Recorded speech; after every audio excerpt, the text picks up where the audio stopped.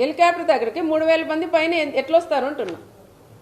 పోలీసే అనుకోంటే, పోలీసే అడ్డుకోంటే ఒక్క వెహికల్ కూడా రాదు. జగన్ దిగాల, పోయి పరామర్శించి బండెక్కి పోయే పరిస్థితి ఉండేది. కానీ ఆ పరిస్థితి లేకోకుండా మా నాయకుడు చంద్రబాబు నాయుడు గారు ఆ విధంగా వద్దు, ఎవరికైనా స్వేచ్ఛ ఉండాలా, రమ్మనండి, బందోబస్తు పెట్టండి, పంపించండి అని గౌరవంగా పంపిమ్మనే మా నాయకుడు చంద్రబాబు నాయుడు గారు చెప్పారు.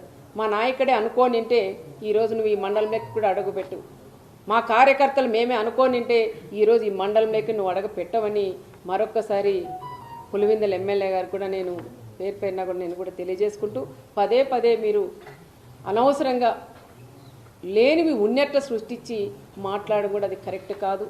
ఏది ఏమైనా ఈరోజు మాట్లాడిన ప్రతి ఒక్క వర్డు పచ్చి అబద్ధాల తప్ప దాంట్లో ఒక్కటి కూడా నిజం లేవు.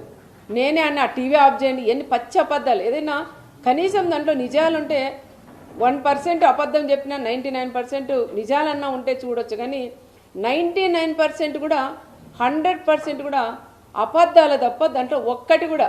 ఒక మాజీ సీఎం అయ్యా నువ్వు పచ్చి అబద్ధాలు మాట్లాడుతుంటే ప్రజలు నవ్వుతున్నారు. ఒక్కసారి మీరు కూడా ఆలోచన చేయాలని, ఏదైనా ఇలాగ వచ్చినప్పుడు మీరు కూడా ఏం మాట్లాడాలి ఏం మాట్లాడకూడదని తెలుసుకొని వస్తే కూడా బాగుంటుందని కూడా